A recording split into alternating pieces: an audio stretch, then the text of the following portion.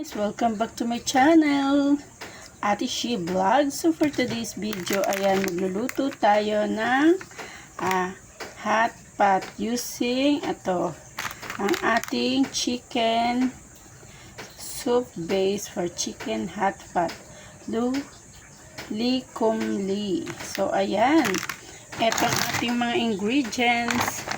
Ayan, tapos ayan, meron din tayong fish cake.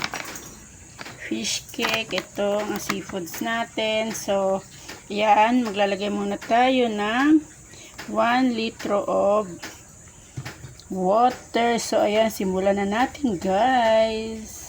Sabay na rin natin pagkulo ang ating hot pot soup. Ayan.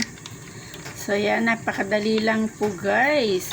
Pagka maya-mayang konti, lalagay na natin ang ating mga balls. Isabay na natin ang ating mga balls at saka ating fish cake para lumambot po agad guys, kasi frozen po ang ating mga balls. So ayan, takpan lang natin yung ayan na nga, kumukulo na. So ilagay natin yung flavor ng ating noodles guys, para mas maluto pa ang flavoring. Yan, ilagay natin. Mga after 5 minutes pwede na natin ilagay ang ating noodles, kasi umalsa na po yung mibabaw na po yung ating mga nilagay na mga balls. Wow, ang bango ng ating niluto. Ayan, napakasimple lang po siya guys, pero yan, malasang ating hot pot with noodles. Lagyan natin ang ating noodles.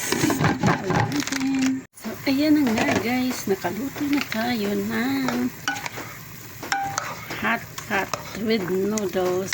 Ayan guys, thank you for watching.